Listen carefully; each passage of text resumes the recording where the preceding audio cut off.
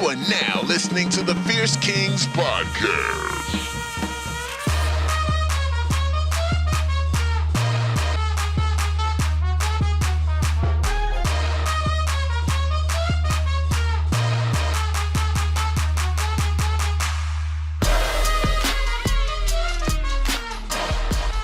Here we go, episode 22. Ladies and gentlemen, my name is Paul. I am with the one and only Stu Fierce, and you are now listening to the Fierce Kingz podcast. Stu, what it do, baby? Just living the dream, buddy, or trying to fulfill it. Fulfill that dream. Actually, funny that you mentioned that. Speaking of dreams, the lady and I watched like one of those horror movies on Netflix, right? You know, you go to the horror movie section. We've been fucking with that recently. Horror movies? Horror. And listen, I know that, and we talk about ghosts and horror friggin' every episode, but whatever, that's my life, man. But I know they're bad, but they're so good. You know what I'm saying? Like, you get the jump scare, you get the build up, you get a whole bunch of different stuff. It's kind of fun, right? So we watched this movie. Honestly, I think it's called His House.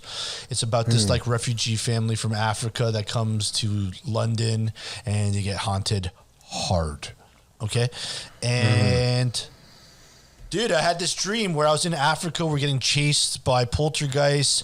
Where we're in a convoy truck, and like there's right. You're on the run. I'm on the run, man. I'm fucking freaking out. You know what I mean? There's all these other people fleeing. We're in TIA. This is Africa. You know what I mean?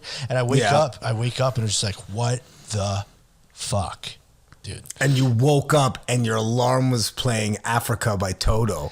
Shout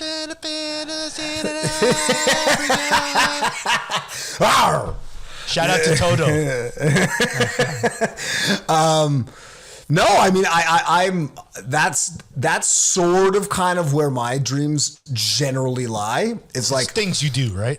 Yeah, more often than not. And I think about this, and I've talked about this a lot at work. Sure. And I'm sure everybody has this, where you get like stress dreams and stuff like that, where like more often than not, my dreams, maybe you could even call them nightmares, to be perfectly honest, are like an extension of my day, of like something that I fucked up on at work, or is gonna fuck up, or I missed something, or this and that, or I generally don't have those like crazy ones that are like surreal and like a Salvador Dali painting type thing, where it's you're flying a unicorn with some celebrity and into the nebula and heaven or something like that. It's just it's generally something that sort of relates to something that's going on in my life. Even there's been ones that have been as simple as like a continuation of a party or something like that. Right.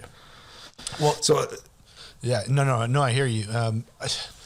My dreams are weird, man. Like, I wake up for 5 seconds, I remember them, and I'm like, wow, that was crazy. And then it's so odd that people forget their dreams. But I think the wildest thing is we're living our life, right? Like, you're living your life, I'm living my life, everyone's living their life. So you wake up and you live this life and you have all these experiences, right? And then you go to sleep and you have another life in your dreams. Like, your brain's like, yo, we're still active out here. We're getting that cardio, that brain cardio going, and we're processing. Your eyes are flickering under your lids. You don't even know, you know what I mean? You're getting that REM sleep, and things are happening from the day. You're like living two lives. It's very trippy. Well, and from the REM sleep perspective, which I think is relates to a lot of, I think a lot of those different characteristics like sleep apnea and all that sort of stuff as well. But so for me, I get sleep paralysis like once a week. Yikes. And it is, if you want to talk about like haunting, like it's very strange. And it's for some reason, and when you look it up, I remember when I first started to get it, I was like, whoa, this is so weird. And I always felt like there was a presence there, right? And then when you talk to people, and since the beginning of time, that was always like, there's old paintings from, medieval times and stuff. Right? All that sort of stuff, right? And so I was like, this is so weird. And then it became so frequent that I became his boy. And I also figured out ways to like wake myself up when it was going down. What would you do to wake yourself up? I usually could do a lot of this weird shaking and squealing type thing. It's like trying to shake your leg. Because as you said, like your eyes are flickering, right? So you're having flashes of, I guess, what's in your dream. In the room. What's in the room and then what's in your brain or whatever. And so what you're trying to do is kick yourself out of it. So now, and especially, when you're with my wife and other people who maybe have this as well that live with a partner, when you're going in this position, they generally can tell because you're usually sort of freaking out. So at least I'll get a nudge and then I'll kind of get up. So it like sort of saves you, but it is terrifying. And it happens all the time. And so like now I'm just like, it's just like sort of part and parcel of my sleep. When I go for a good stint, when I go for like a month and I don't get it, I'm like, wow. That was a good month of sleep. We made it. Shout out to February. No. You know what I would get often, and this has actually kind of nothing to do with dreams, but maybe it does, is like my arm would fall asleep while I'm sleeping. Because I put like I sleep on my arm or something. Whatever. Right. And so you can't, like you can like hit your face, but it's delayed. Does that make sense? And that scares me in the night. I'm like, there's somebody on me. Get off me. And then you're just like, your arms are asleep. So I've had sleep paralysis. Fucking horrifying, dude. Yeah. To have it once a week is a living nightmare, man. So I really, that really sucks. But imagine, because you know me, I'm a hustler. Right? I got the ambitions of a hustler, man, like 50 Cent. You know what I mean? Yeah. I wake up early, I go to sleep late, I'm trying to do my thing. Imagine you clock in the day shift and you're like, gotta get this bread, but we're going in our dreams. You know what I mean? Like you clock in your dreams, but you're resting. It's all good. But like imagine you had like a second job in your dreams. What would you be in your dreams?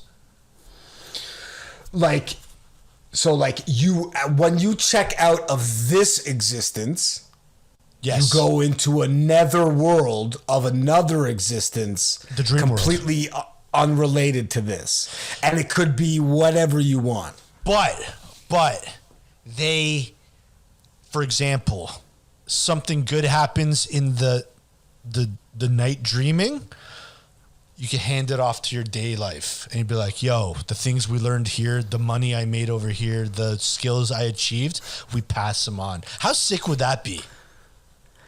I guess that's just living forever, right? Like that's like... Yeah, more or less. And I mean, I guess that's the whole idea of just what everybody wants. It's just like infinite amount of time. Yeah. And money. Yeah. Imagine that was the solution. You just have to work another 16-hour shift in your dreams. Yeah, and then it's just fucking Fight Club, where you just get insomnia and you just don't know what's real and what's fake. But you got that cheddar, though.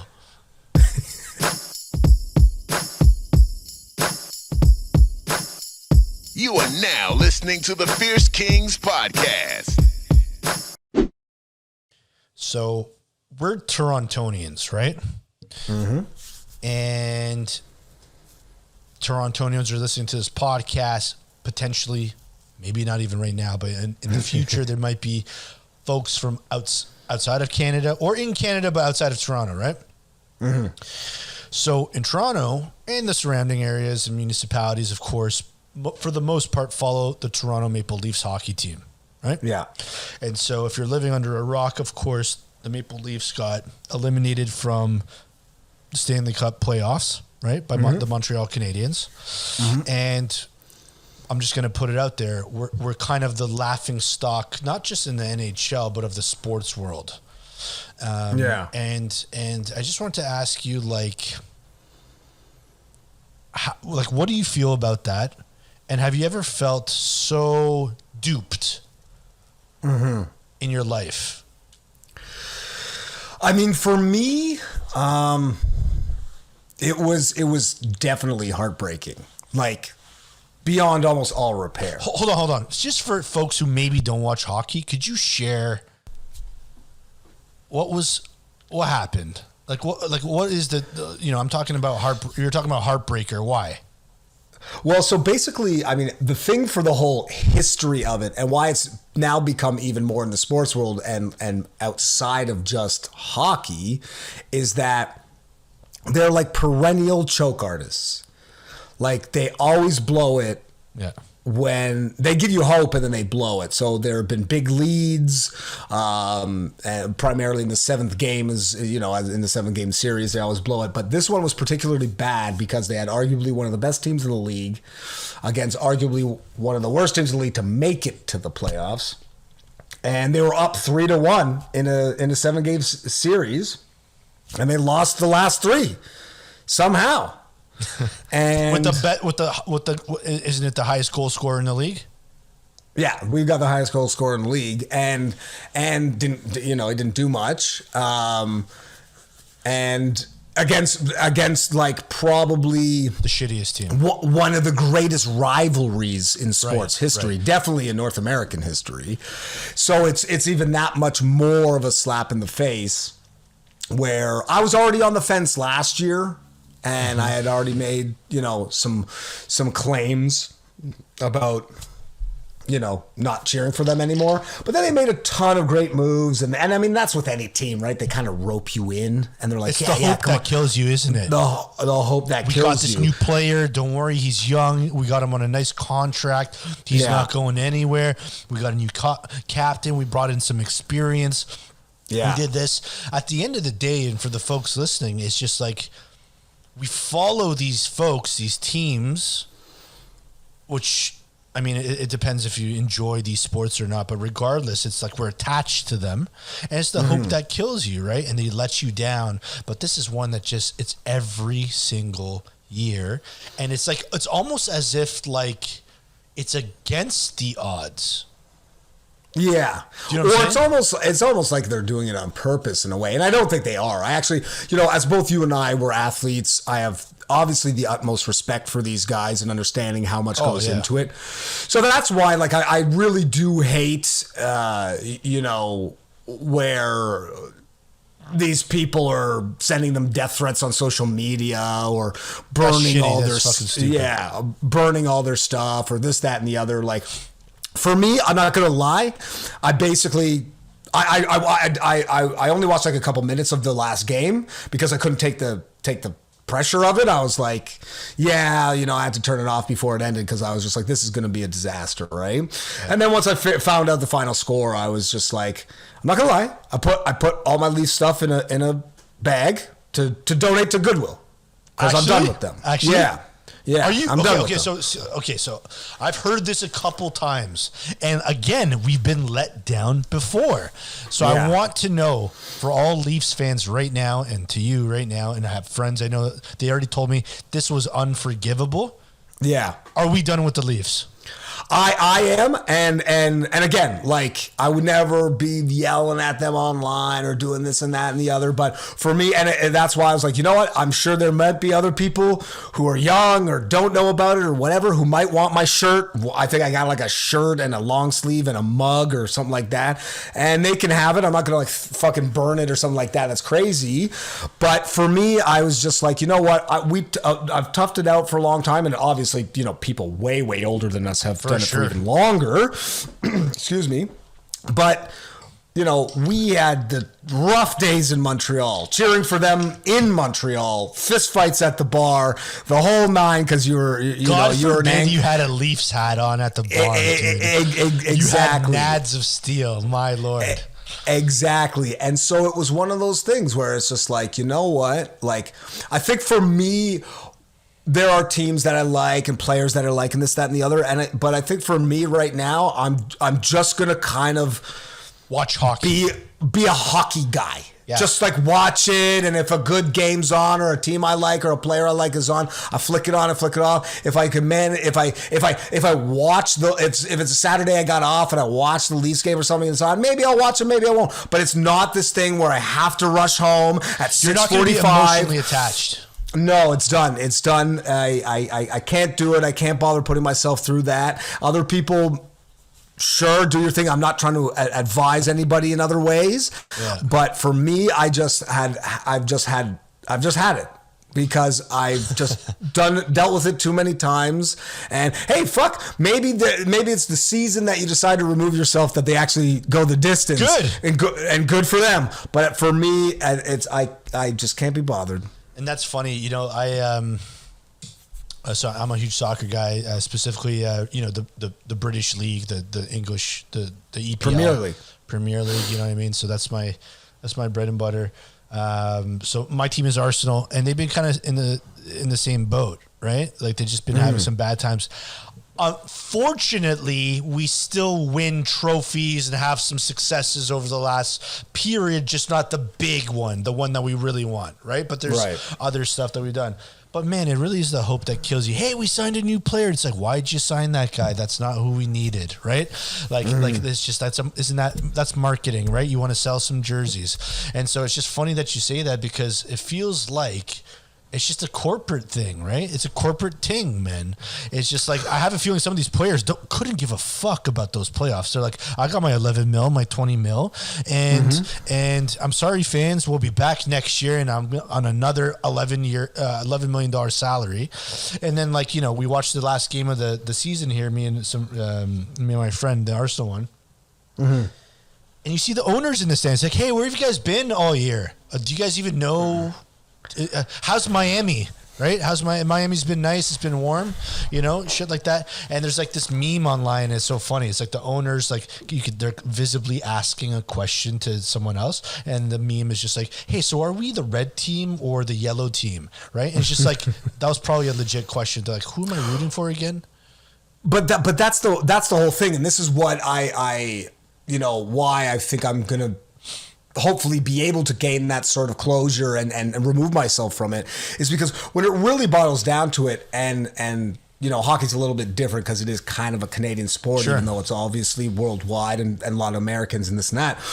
But primarily, all sports are the players are mercenaries. It doesn't matter where they're from and where they'll go. The owners are some conglomerate or a corporation or some wealthy, tycoon, and they don't even have anything to do with the city or anything. And so really it's just a kind of a money-making scheme. And we, so to quote the old Jerry Seinfeld joke, is that you're effectively cheering for a shirt. You're basically like, this shirt for whatever reason has my name on it. And you're like, yeah, go this guy. But the second that guy goes and plays on a different shirt, you're going, boo! Boo this man. Boo him. So it's like you're kind of saying, because I think my brother has done a really good job. He's always been a Pittsburgh Penguins fan. And that was because his favorite player was Mario Lemieux growing up, right? But I remember that. We've been to Pittsburgh.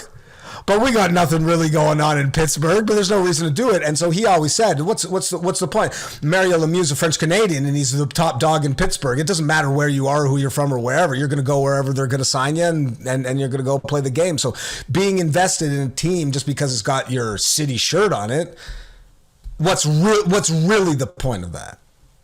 But how was Pittsburgh, though? Well, they've had a dynasty under Crosby, obviously, so... No, I mean the city. Downs. Oh, well, that's okay. I mean, it's been called Schittsburg, but it actually is okay.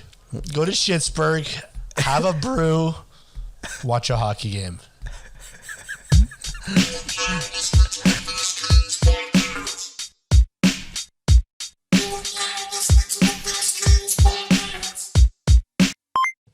I want to talk to you about crop circles, man. Okay. I saw some article online. They found a new crop circle in, I don't know, somewhere in the States there. I had the article up. I forgot where it is. These things are still popping up. Remember Signs, that movie came up because there's this huge craze around crop circles. I want to ask you, dude, I know we always talk about aliens. We don't even have to talk about aliens, but just why cornfields? Why? There's so many different things that we could be, the creative ways we can, make signs. What is it about the cornfield? But I mean, I guess there must be other crops that they circle. And then is there like a prejudice against certain crops, or do the crop circlists get there and then they look at at the ranch's crops and he was like, yeah, maybe not this guy, that's a lot of good real estate he could use, Do you think,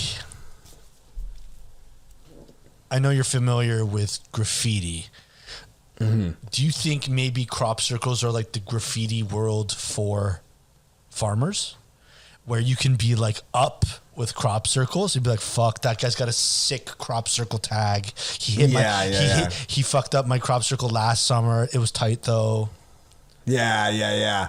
Because maybe, I mean, what always makes this stuff so interesting is, especially when you bring in the alien vibe of it, and they're like, oh, aliens and aliens and aliens. I'm like, there are a lot of aliens that seem to go to fucking Idaho. Or something, you know what I mean? Like, it's like, clearly these guys aren't going to the same fucking place all the time to do this shit. It's like, it has to be some sort of, vigilante. Do you think there's like a crop circle mafia? Do you think Probably. There's some sort of underworld. Do you think there's like... Okay, so we all know that there's a whole bunch of believers out there, right? And there's a market for the believers, right? There's like a magazine. What's it called? Oh, shit. It's famous, right? It was just like, oh, I was abducted by aliens on the front page, the Abducted Weekly? Abducted Weekly, yeah. She's like, have you seen this man? Nah, man, he was abducted. Yeah. No, he was taken. They took him. He's free, man. Yeah. He's with the Martians, man. But like... oh fuck, I don't even know where I'm going with this, but I mentioned there was some like magazine, Abducted Weekly, and you go to the classifieds in the back, it's just like crop circles for sale, right? Or like, yeah. I guess where I'm going with this is just like, who invented this if it's not an alien, and if it's a human, what was the rationale? We're just like, listen, man, we're gonna fucking put some rope around this. It's because it's like a piece of stick. Have you seen how they do this? And they kind of stomp on the cornfields, and they have to like organize it perfectly to make these circles. I don't even know how they do it, but it must take a shit ton of time, dude. It's just so much time. Especially like when it was really a craze. I mean, I'm assuming it's been going on forever, but when it was really a craze, as you said, I guess like science was like what, like 98, 99, something like that. Yeah, something like that. Around then, there was no Google Earth. You weren't able to like get a guy with like, a walkie-talkie and a drone being like, all right, go right, 27 degrees, keep walking. Okay, now scatter to the left, I mean, you had to fucking plan this shit out like crazy and know the terrain and know, the materials and I'm assuming like the ecology itself, right? Like imagine you're trying to go for a nice good stomp, and then a fucking big old corn husk hits you in the head and you get knocked out. Then some fucking rancher comes out and is like, hey, what you doing on my property? Get on my property, boy. Do you think anyone's ever done a crop square? They seem to be sort of anti. They're always circles, eh? They're anti 90. Yeah, they're anti 90 degrees on that. Collective or whoever is involved with doing these things. Yeah, they don't bring any protractors or anything like that. Now, do you think, is it maybe because walking in a circle is more intuitive than trying to walk on angles or something? So like if they tried to do a square, it would just be janky. It might be janky. Where with this, so like they get up and they got the aerial shot and it's more of like an obelisk or something like that, and they're like, that guy doesn't know how to crop, man. What if this guy's never cropped circles in his life? Man, shoot. Fuck. Do you think like it's all marketing ploy. So imagine your Bill and Sally's corn in fucking buttfuck nowhere, right? Yeah. And you got a ton of competition with all these other farmers, right? Mm-hmm. And then yours were the ones hit with crop circles. You hear about Bill and Sally? Mm-hmm. Oh, they got hit by the aliens over there. Oh, shit. And then they hit the market. Their corn is flying. They want that alien corn. They want that crop circle corn. They say, do you want our corn or do you want the corn from the crop circle, which is marked up at 4X? Yeah, you just put like an alien head sticker on the corn, and you're like, we're that farm that got cropped, circled. Yeah. And they're like, gotta get that. How much is that corn? $19.99 for one single corn on the cob. Fuck. Maybe it's genius. I bet you that's exactly what happened. I mean, people are making mad muns off them crop circles, man. For sure. It's just a scene. Literally after the crop circle, there's a scene. It's a crime scene. I think the cops are involved. They're like, Bill, just tell me the truth, pal. Did you do this? I'll give you 10%, pal. Yeah. Did you spend a bit of money on, your website, a little bit of money on promotion on social, and then a ton of money on crop circles? Dude, I'm not even joking. This is probably exactly what happened. This guy had a rough year, at his farm. He's like, fuck it. The aliens came to our farm. We got a crop circle. Mania ensued. Reporters coming in. Bill and Sally's corn, they're making millions. All the other farmers in the around them are just like, yo, we can't compete with this. We need our own alien abduction. They start doing crop circles, and it's a hit. I'd buy it. Should I go for some right now, man? Would you rather? Would you rather?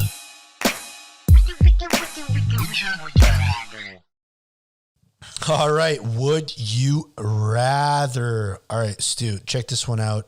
It's pretty tough. It's a pretty tough one. Check it out. So, would you rather have a rewind button to your life or a pause button to your life?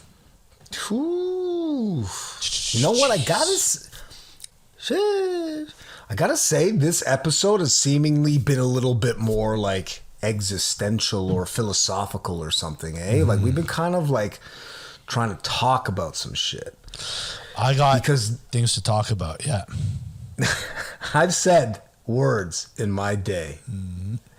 Because this one's tricky because you're saying to yourself, if I rewind, I fix that problem or whatever that is. But with the pause button, you're giving yourself time to prepare yourself. Yes. Now, would you make that same mistake even if you were as prepared as you possibly can be? Or if you go back and rewind, would you have grown or evolved as a person than you would if you had made that mistake? Fuck, man, this one's really tough. So think of a situation in your life where you did something and you regretted it so bad.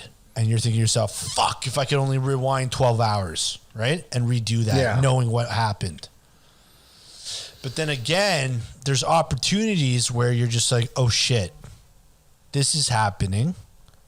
If I could just pause and take my time, we could get this right. Or I can like really, prepare for this moment or whatever it is. So it's tough. I kind of want both, obviously. That'd be a great superpower. Yeah. To rewind selecta and then hit pause. Well, I guess the question would be also, what's the longevity? Your whole life. Right? Like, no. But I mean, like, you like, are you saying like you could rewind to you were 12 years old? Oh shit! I suppose, but you couldn't fast forward back. So imagine you're like, you know what? I fucked up high school. Let's just say 4 or 5 years. I'm going back to grade 9. I'm going to try it again. And then let's say, you're 15 days in, you fucked it up again. And you're just like, oh, fuck, do I have to see this out I don't know the rules exactly. Exactly. That's why it makes it so interesting, because then how many times? Saying, how many times, what's longevity, or as you said, so let's say you decide to make that leap. I think that quantum leap, like there's a show, right? And it's just like you say, especially because more often than not, hindsight's 20/20, and generally, as you develop and grow as a person, like I'm saying, you really get perspective on stuff. But if you do say to yourself, as you just said, oh, I fucked up high school, and you're now 34 years old, and you're like, I'm going back to grade 9 to redo this over.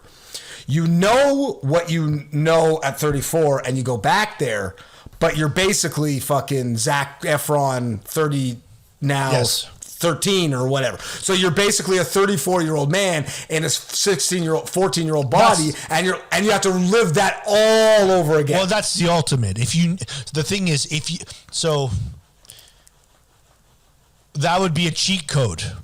Because because then we would all just go back. Can you imagine being 10 years old and having the knowledge at 34 with all the experiences that you have and all the things, you know all the stock tips, you would know all the election outcomes, you would know all this fucking shit, right? Yeah, all the stuff that you did wrong, you could do this, you could hedge so much in your life. So I would say no, that you couldn't do. So you have to go rewind, knowing that you're restarting, but not knowing the stuff you know now. Oh, okay. Because that's too cheap. That's a cheat code. But I mean, or also it's you can rewind up until 48 hours. So it's like you did something you regret, and you're like, nice. Okay, yeah. So you did something you regret, and you usually have a day or two to think about things and what you would do. I mean, more often than not, instantaneously, what you did was wrong. You want to refix it. So you could say, okay, you have the option to do that. You can go back in the relative immediate future to try to fix that problem, or you have that opportunity to pause it, where it's you have a job interview or a life decision or something like that, where you get the same 48 hours to then be like, whoa, okay, what am I doing here? I love that. The 48-hour rule is crucial because you fucked up, like you said, and you can think about it for a day and a half. And you're like, we're rewinding selecta. Yeah. Now, what would be interesting to me about the pause is imagine you could pause your life, but live a life. Do you know what I'm saying? So, for example, the day before your wedding. Right. Pause.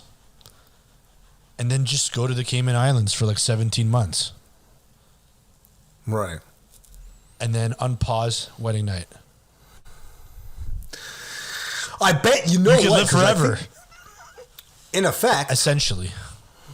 But I think the 48-hour rule is a good rule because it puts it on both perspectives. Yeah, right? You're right. So it can't give it that extension of sort of almost, as you said, almost infinite nature. And so then that gives the opportunity, as we said, to either learn from potentially rewinding and making no mistake or a different mistake, or pausing and being like, yo, I'm prepped to shit. But then you make a mistake, or hopefully you don't, but you do, and you're like, damn, no matter how prepared I am, I'm going to fuck it up. Yeah. It'd be funny if like New Age medicine prescribes the 48-hour pill. Yeah. Because like I have a feeling that most people that would do the rewind are people that like, for example, potentially made like a bad food call, like eating. Yeah. Like I shouldn't have had the huevos rancheros before my half marathon today, or whatever it is. Yeah. And they're just like,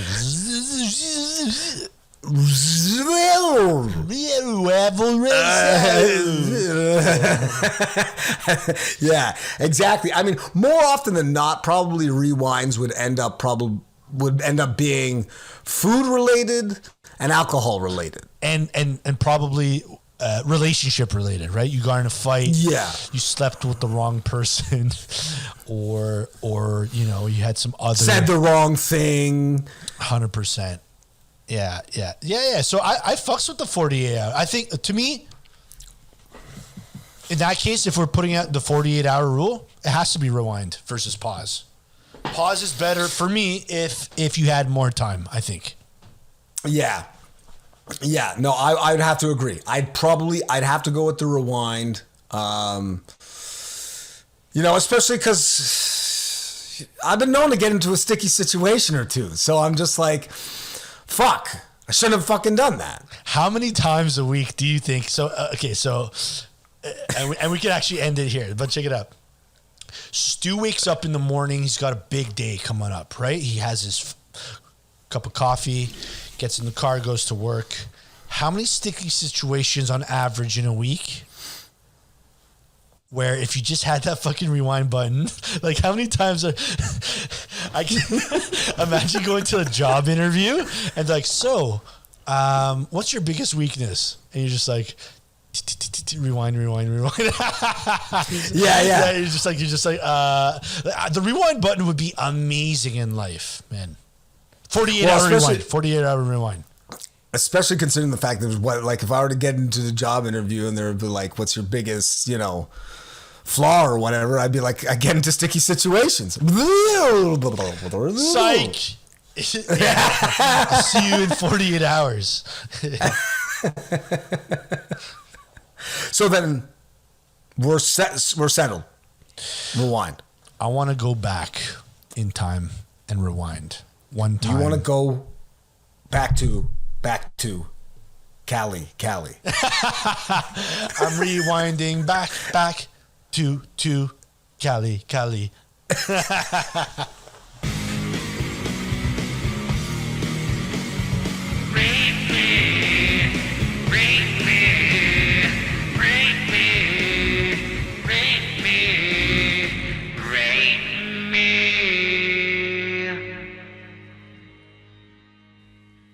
All right. Doggy. It's Rate Me, baby. Check it out. We keep doing these with food, but the thing is the food is so important, right? Mm-hmm. Food is such a big part of our lives. So check this out. The one I wanted to throw at you, with the summer in, with the barbecues out, with the folks grilling and chilling in the summer heat, right? That's coming up. These are the top 3 grilling items. Okay, so you got to rate these from dope to dece to whack. Okay, and the truth is they're all kind of sick, right? But so it's going to be really difficult. So I'm just going to lay them on you right now, and let's just get started. So number 1, chicken wings. Okay, hamburger, sausages, all types of sausages, whatever your heart's desires. Right. And they're all dope. I want them all. But what's the one ring rules them all? Like, what's the top choice? I don't know. Realistically, I'm probably going Berg. I like a nice fucking Berg, man. Like a good snag. And I mean, also like chicken wings. Of course, like I'm a chicken wing fanatic, but I like that fried, man. You get that fried with that Cajun rub. It's that crispiness, that crispy outside. That's why I generally take it over the grill, because the grill is, it can be messy, it can be a little bit slimy. Still delicious, of course, especially when you got a good marinade going. You wrap it in that tinfoil and you're cranking up the heat, but. Yeah, I mean, I'm probably going for the burger, man, because like that's just like, if you that pinnacle, nice cooked grilled burger with the bun just on the top little shelf there, just nice shelf. And kind of that heating up. Downski. Bardowski, and you just got that whole smorgasbord of the toppings, and you're doing the buffet style. The truth about the burger is, listen, man, to be honest, sometimes, the burger itself is not really what makes the burger, right? Like sometimes you've had a hockey puck burger, right? Mm-hmm. Or if you had just like an unseasoned burger where they didn't put salt, but it's okay, bud. Because you got Frank's Red Hot sauce, you have mayonnaise, you have the pickles, you have the lettuces and tomatoes and onions. Mm-hmm. What happens when you squash that thing together? It's a work of art. Whoever invented the hamburger is a legit genius. And Hamburglar. Well, the Hamburglar knew the value of hamburgers and said, "Holy shit, I need to rob these things from people." He was burgling ham. From Men's, And did he ever do time? It's unknown. It looks like he was always on the run, but still perfecting his craft. Like he was a fugitive. Well, he had one of like those he bags. He always had the striped shirt and the fucking Zorro mask. Like he was a fugitive. So quick question. So Ronald McDonald, obviously. Was a clown of some sort. Yeah, well, the face of McDonald's. There was a slew of folks working behind the scenes from Ronald McDonald. How did he put up with the Hamburglar? Was he just like, listen, you're gonna drive demand by taking some of these burgers away and selling them on the black market? Like, what's going on? Well, but I mean, was Ronald buddies with all those guys, like the Hamburglar and Grimace and all these people, or was it just they were kind of stuck in the same sticky situation because they were always at franchise to franchise? Because was there a Hamburglar from St. Clair and Kiel and a Hamburglar at Runnymede and Bloor? Well, I'm assuming that the theory would be like the Hamburglar is like Santa, and he just goes around all the different McDonald's burgling hams. Well, because Santa delivers hamburgers. But this is the reverse Santa. This is the evil Santa. This is the evil Hamta. Yeah. Yeah. Yeah, and he had no sleigh. No, he had a mask, a Toyota, a top hat. Or some sort of, it wasn't a top hat, but it was some sort of. He had red curly hair, didn't he? Oh, he had a fucking straight up Zorro mask. Hold on, I gotta pull it up. What was his name? Hamburglar. The Hamburglar? No, he had that flat top hat like Dick Tracy, but I forget what those ones are called. And then he had the Zorro mask. I think he was purple and he had that big smile. No, he's not purple. He's not purple. He's just, Grimace is purple. Yeah, I don't know what Grimace was about, to be honest. He looked like, he was like, I don't know, like a popsicle or something. Like he looked like what the fuck was he? He was a big furry purple like. I'm looking at them right now. There was like a nugget bird. Fuck, man, McDonald's is weird, dude. Ronald McDonald's is scary as fuck, dude. Oh, especially back in the day, you'd be like, what the fuck? He's the scariest looking clown I've ever seen, man. Forget about fucking It and all these other people. Like, look at Ronald McDonald smiling. What a fucking... You could easily do a horror movie with Ronald McDonald as the, villain, and you wouldn't be fucked up for life. Who wants a Happy Meal? Happy. You're like, get me the... But have you seen... Yeah, get me out of here. Have you seen that there's a band called Mac Sabbath? No. That's down. It's only in Southern California. It's been one of my dreams to go see them, and it's really? So it's Mac Sabbath. So they play parody covers of Black Sabbath, but they're all dressed up as evil versions of all of those characters, and so it's like. Wow. Like Frying Pan is one of the songs. I am Frying Pan.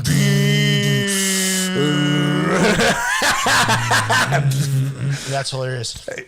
So yeah, look them up. That looks sick. I've always wanted to go check them out. But yeah, we're digressing substantially, I guess, on this topic. But that's okay.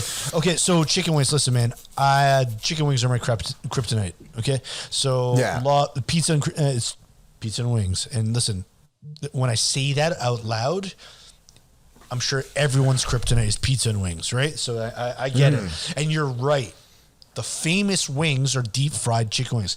But in the summer, and I'm a big grill guy, right? Like I grill once, sometimes twice in a week in the summer. Yeah, you too, I know. Yeah. I grill wings a lot, man. And I toss them in sauce and everything. And they taste different. Yeah. For sure, they taste different. So that's a heavy hitter for me, man. Like I have some friends, they're coming over this weekend. They want them wings. You know what I mean? They don't want the burger. They've seen the burger. They want the grilled wings. You know what I mean? So there's something about it.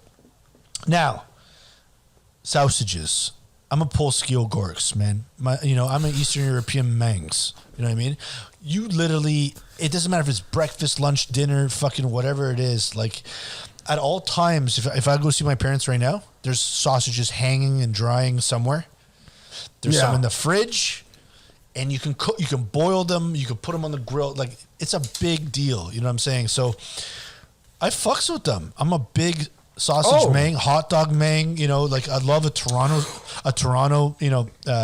hot dog stand. Huge. Toronto, and so actually, this was one of my dreams. I wanted to do a food show about me traveling the world, trying hot dogs all over the world. Holy shit! I love hot dogs. Toronto's got the best hot dogs in the world, and New York would say otherwise, but they're terrible. Sure. They're terrible. I've had them. Montreal's boiled, right? They're boiled. So they're boiled. Montreal's are steamed, and ours are grilled. Yes. I mean, Montreal has the grillé, which is like the grilled as well, but like that's not the kind of the jam. The steamies are the kind of the way it goes. So the boiled ones. Like I had to throw it out halfway through, and they're like 75 cents or something in New York, in Manhattan or something. But they are terrible. But like we've been spoiled here. They're a little bit more expensive, like 3 beans or whatever. But you're getting a real fucking 100%. Sausage. Yeah. Well, you can get. You know what though, Stu? Yes, you can get the Polish sausage. You can get the Italian sausage. You can get the. They have some. They have a few other ones that splash hard. But. Sometimes, man, I just love 100% beef hot dog. Oh, no doubt. The processed, who God knows what tube that is, but I want it all. And I'm going to load it, and I'm going to hoover. So basically, with this question, there's no wrong answer. No, these are all winners. The ultimate would be is you show up to a barbecue in the summer in Toronto, and someone said, listen, guys, I'm fucking splashing tonight. Have it all. Wings, burgers, and dogs, right? And sausages. But if you had to pick the ultimate of the three, If I had to pick the ultimate of the three, tomorrow there's a barbecue. Okay, here, this is the easiest way. Tomorrow there's a barbecue at my house. There's 10 lads coming over. Okay, I gave them these options. We had to make a vote, and that's the only thing we could eat. What's the one you're going for? Hamburger. With all the fixings, baby. Yeah. No, you're right. It's a burger. But we have to put up some fucking cameras, man. Because a couple of boys in the back grilling and chilling calls for the Hamburglar.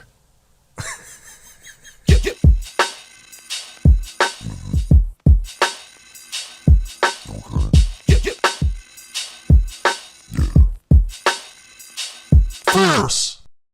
All right, ladies and gentlemen, that is the end of episode 22. Yeah, we're at 22, man. This is 22 and a half. 22 and a half, 22. Well, listen, thank you so much for sticking with us this whole time. If you want to get on the Fierce Kingz with the You Rotted segment, if you want to share some topic ideas, or if you want to just hang with the kids, send us an email to fiercekingz@gmail.com. Please remember to follow us on Twitter, Instagram, and of course, subscribe to YouTube. We're trying to grow the channel so we can get to a theater near you. And with that, Stu, is there anything that you would like to tell the listeners? I would like to tell them, don't fuck around with my crops. And you are now not listening to the Fierce Kingz.